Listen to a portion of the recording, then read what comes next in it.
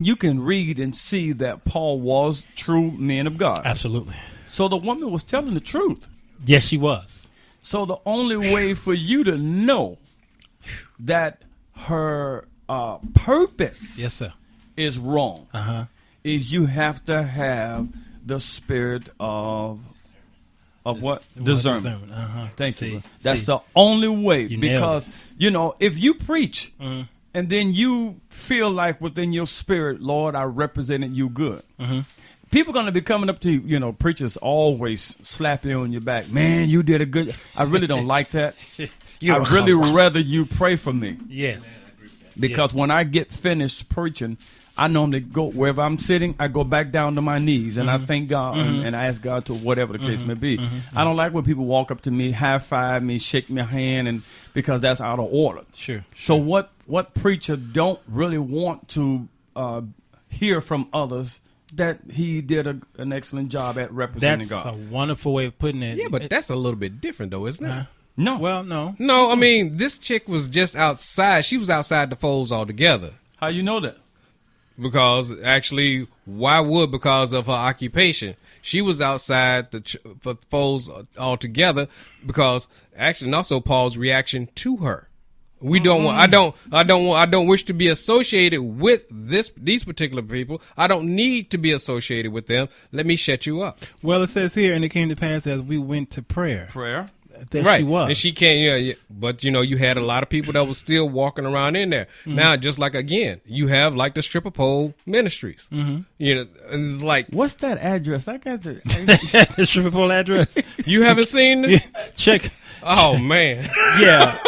And the people on Facebook who listen, they know what Art is talking about. Right. Yeah. You go on YouTube and there's a woman with her ministry is a stripper pole ministry. Yeah. Okay. Yeah. And gospel from the stripper pole. Absolutely. And she's very serious. And her breast is out there to attract them into her ministry. Yes, it is. And Art is her number one client. No, I'm not. But you know the name. Because I can read. Yeah. I actually did go to class. It may not have been my class, but I went to somebody's class. But Ooh, that's cutting. it's Yeah, back, I did a lot of that. Even back in the Bible days, the Corinthian church, they had That's where I was going. sex in the name of religion. They sure They did. had the church prostitutes. They sure did. I understand. Now- Yeah, and when he said come out from among them, that's what he was dealing. That's what he was directing and talking about. But that's going into something else. Back to the witches. But while I'm there, that's when Paul talked about the modest apparel. Sure. Because the church prostitutes now got saved. Right. Paul told them to change your apparel. Don't look like the church prostitute, but make it now modest apparel. And that's where we get this modest apparel situation from. Yeah. Dealing with them. No, that's good. Not so much as what we're talking about now. Sure. No, that's really good. Well, we look here at there's what's called the conflict of Hananiah and Jeremiah chapter 28, which is really something a lot of people don't even know about what happened here, but it's happening in our churches today. I've seen over and over and over again, and we're gonna do a show on prophets. Okay, somebody keep asking me to do a show on do prophets and have prophets and apostles ceased? Those because prophets. Okay. Yeah, they went with the tongues. Yeah. Yeah. If the tongues, If it's more than 10%, then then the it's rest wrong. of them. Anyway. That's you got to point that now, Because Rodney. it's all was in that They're all same in there. chapter, Okay. same verse. All right. If one gone, the rest of them gone. Come on now, we're gonna go there. All of me Right. needs all of you. Can I go back? All It's your amazing. gifts He was and in key all there, your but he's out of presents. key on the hymns. What's up with that? Right. Can I go back to verse 17 and verse 18? Of Acts. Acts. Okay. About this woman now, because we're dealing with this going on in the church. Sure. It appears this woman had to be around the church, outside the church, or in the church. Look at the conversation, because the men of God were going to prayer. Okay. All right? Yeah. Verse 17 says, the same followed Paul and us and cried, saying, these men are the servants of the Most High God, which do what? Show unto who? Us. Show unto us the way of salvation. Right. All right? Who is us? If he's going to the place of the hour of prayer, we're amongst the saints, why would she include herself if she was on the outside? And that's true. And we alluded also last week in our Theology Thursday about Jesus casting out a demon in a man who was sitting in the temple. In the temple. Yeah, he was sitting in there, and then when Jesus was walking, coming in the temple, and that's when the demon in him spoke. That's right. And began to recognize Jesus' authority, and said, "Wait, it's too soon for us. It's not our time." Mm-hmm. So the devil knows. And our point of making that is that how much power do we have, where the devil can recognize the authority in us mm-hmm. and be moved by that mm-hmm. and go somewhere else. Mm-hmm. I don't see that much in our churches today. Well, one of the reasons is because we don't go to the places where we're sent. True. Where the actual appointment and calling that God designed us for, mm-hmm. what it caused or required that reaction. Yeah. Many times we think and we gauge our purpose and our success on someone else's purpose and success. Mm-hmm. And then we lose focus on, we were fearfully and wonderfully made. Right. Mm-hmm. That means tailor-made by God for a specific place, purpose, reason, and people. True. Mm-hmm. We learn by watching others, and because of that model we see, we think we're supposed to emulate that, be that, or set a gauge of success based upon what appears to be successful in someone else's, someone else's outcome. Mm-hmm. If you really look at ministry, what we see today in ministry is performance. That's it. It's show. That's it. Showtime. Curtains is open. If you really want to know if you anointed, go somewhere where they're unchurched, mm-hmm. where there's a language barrier maybe, mm-hmm. or where the people don't come for church. They come for something else, but they end up receiving Christ. Exactly. Boy. See, that's where he that hungers and thirsts for righteousness shall be filled, and then you don't realize that God will fill them because he's using you to fill them. Mm-hmm. It ain't even about you. Right. Wow. That's the problem. That's the key right there. It ain't about you. There are too many people on the me perspective of everything. I had a young man this morning at the gas station asking for some change. And his response, his way of getting my attention was, "Hey, old school." Yeah. Oh, man. And I'm like, "Hey, yo, old school, old school." And I'm going like, first my initial reaction was like, yeah, whatever. But he's like, "Man, you got some change?" Like, I don't like pulling my hand out of the pocket, but I had some change right in the door of the van. So I went on ahead and got it. And then the guy just stopped and asked me like, "Man, what's your name?" I'm like, "It's Art." And he was like, "Oh, man." And he reaches and pulls up his shirt. That's my daddy's name. And right across his chest, he had tattooed Little Art. Mm. And he's like, "Man, that's a blessing." And walked away. And I'm going like, that's strange. But I thought about also something that came on the radio. And I was like, I know some other people who would have never gave him the time of day specifically because he said, "Hey, old school."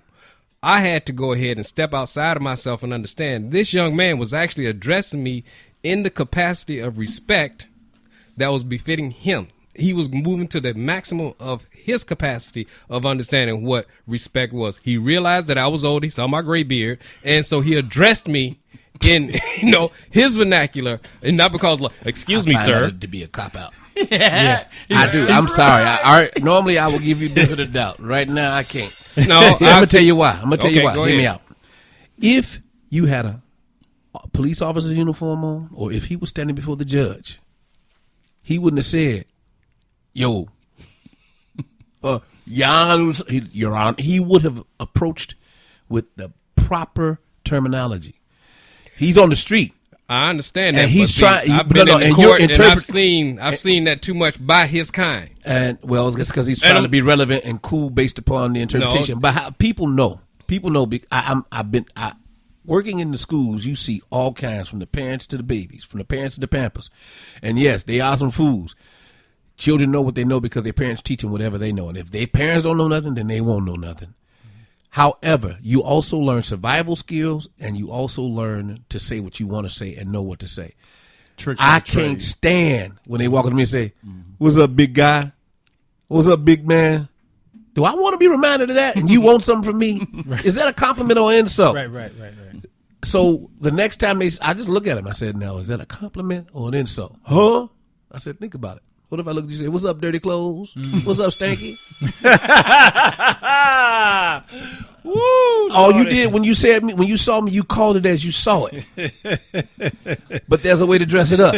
So the next time the guy says, "How you doing, sir? Thank you."